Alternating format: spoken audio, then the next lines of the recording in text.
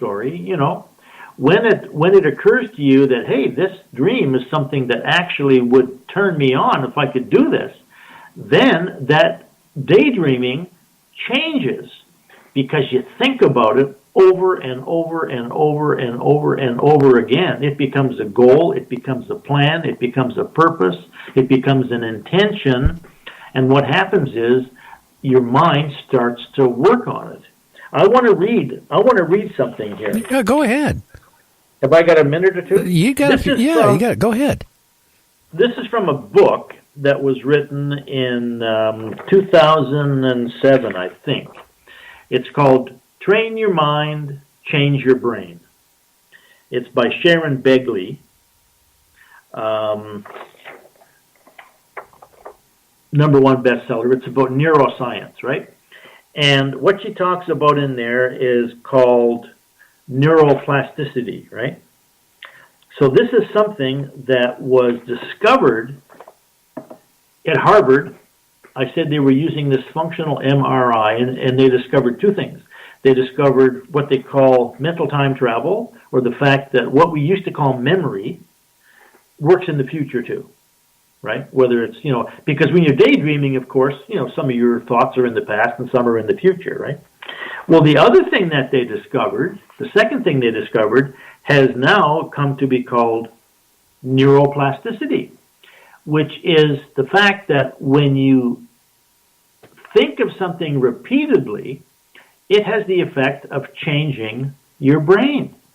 So when you have a goal, if you see yourself in radio, or you see yourself as a professional basketball player, or you see yourself inventing a new kind of automobile like Elon Musk, what you do is you think about it, you focus on it, and your brain starts to change.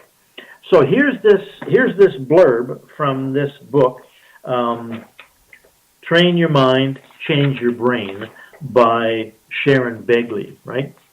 She says, is it really possible to change the structure and the function of the brain, and in so doing, alter how we think and feel? The answer is a resounding yes. In 2004, Western scientists joined the Dalai Lama at his home in India to address this very question, and in the process, they brought about a revolution in our understanding of the human mind. What they discovered is that focused attention, or what used to be called mindfulness, has the effect of actually changing the brain. If you focus on something long enough, your brain starts to change. And they can measure this in just a matter of weeks. So this is 2007, Sharon Begley. Train your mind, change your brain. Now, I'm going to read one other little quote here. This is from a book by Wallace Wattles. It's called The Secret of Getting What You Want, The Science of Success. Now, this book was written over 100 years ago. This was written in around 1910, as far as I know. So this is over 100 years ago. He says, it has been argued that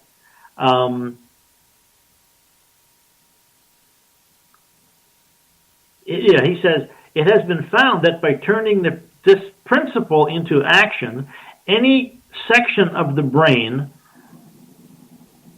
will grow and change, and you can develop any talent, no matter how small, and the brain cells in this area will multiply until it acts as powerfully as you wish. If you will make the necessary effort, you can develop any talent. You can do what you desire to do and become what you want to be. When you fix upon some idea and proceed as I herein direct you in this book, all the power of your being is turned into the faculties required in the realization of that idea. More blood and nerve force go to the corresponding sections of the brain, and the cells are quickened, increased, and multiplied in number. The proper use of the mind will build a brain capable of doing what the mind wants to do. The brain does not make the man. The man makes the brain. This is in 1910. Well, they realized even then.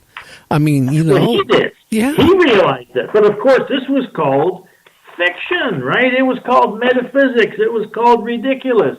He was talking about things like the law of attraction and the power of mental force. Well, even some people nowadays don't believe in it. But, I will say this. You're so right about your mind. Even young people. Now, this might kind of go off a little bit from what you're saying, but young people, right? They get so asphyxiated with playing video games. And their brain advances because they can sit there and play video games to the point where, a new game comes out, they go right to it and play and score high.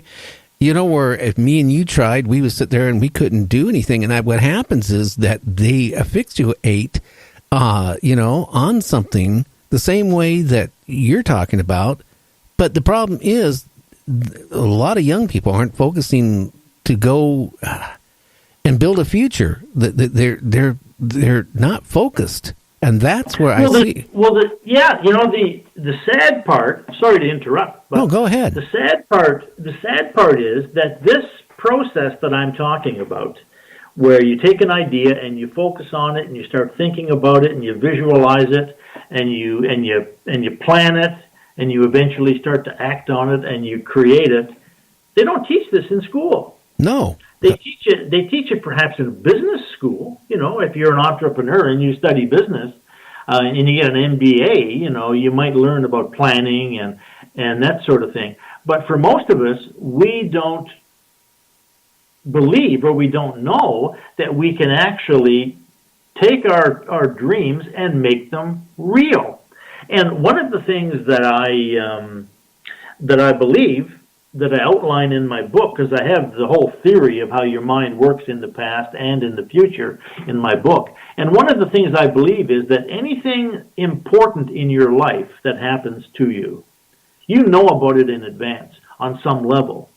But most of us are not aware of it because we're not very aware of our subconscious minds and our inner thinking, right?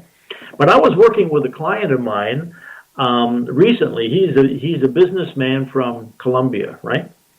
And one of the things I used to do, and I still do occasionally, is I work with people on improving their accent. So this guy had a pretty heavy Spanish accent, and he was in a business school here in Victoria, and he hired me to coach him and help him get rid of his Spanish accent, and speak better English. So he said to me one day, what is it that you do other than this? So I said, well, I have this book and I wrote it and it's about the mind and your mind is a time machine and stuff like that. And he said, oh, well, tell me about it. So I said, well, one of the things that I believe, for example, is that anything that you do that's important to you or anything that happens to you that's important, on some level, you know about it in advance. And he started to cry. And I said, hey, William, what's the deal? What's going on? And he said, I just remembered as you were talking.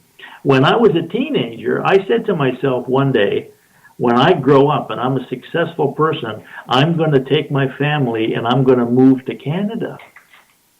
And he said, I totally forgot about that. This was 20 years ago. I totally forgot about it until you just mentioned that. And I remembered I made that decision when I was a teenager, and here I am now in Canada with my family. Well, you know what? That was still instilled in his brain, where maybe he didn't realize it till you talked to him, but that's how he probably ended up in Canada. I mean, it was set in his brain. Exactly. Yeah. He decided, and then he forgot about it. One of these days I'm going to do this. So it was in his mind somehow. Now, did that come from his future self, which I say is possible, or was it a decision that he made and he simply forgot about? Really, you don't know, because you can look at it two ways, right? Like when I did my play, and this is the thing I finally concluded that I write about in my book, is that your future self is always communicating with you. So the same as you can remember what you did last week when you were talking to your son, you can plan what you're going to do next week. You can plan to take your son to the movies, right? And you can see yourself going to the movies next week, and then you can go ahead and do it. So that idea of taking your son to the movies is that something that you're generating in the moment right now? Or is it a message from your future self that says, hey, remember, we're going to go to the movies next week? That's a question that I can't really answer. I think it's both. When I had this dream at 10 years old, and this is the key to how I finally formulated this theory that your mind is a time machine, is because when I was 32 years old, I started doing meditation, and I used to meditate every day. And at one point, I was remembering my childhood, and I remembered that I used to love playing baseball as a kid, and that I used to spend 20 minutes every day in my mind going back and remembering this baseball game and all my friends and all the things I used to do when I was a kid. After this baseball game, I went out in this field, and it was a hot summer day, and I fell asleep, and I had this dream, and I saw myself in the future being a writer and a speaker and a teacher at the age of 32. And at that point, boom, I just woke up and I realized I just had the same dream, but I had it from the other end. Oh, yeah. When I was 32, I called it a memory. When I was 10, I called it a vision, right? But it was the same connection. So this idea that you're connected to the past and the future equally, that's where I got the idea from. That's in my book. Well, I think everybody, actually can see the future. They just don't realize it. And then when it happens, they go, well, gee, that's coincidental. But I really do that's think... Right. I do really think people go through out-of-body experiences where they go time travel or what have you, forward, backward in time. They don't realize it, but it does something. It instills something in your brain the same way it was like with me when I went to bed one night when I got my amateur license, and I had a dream that by the time I was in my early 20s, I would be broadcasting. And I actually even saw myself on one of the radio stations I was going to be on. And it happened. And it just freakingly happened. And I think a lot of things with people, they just don't realize it. I believe every successful person has exactly the same kind of experience that you have.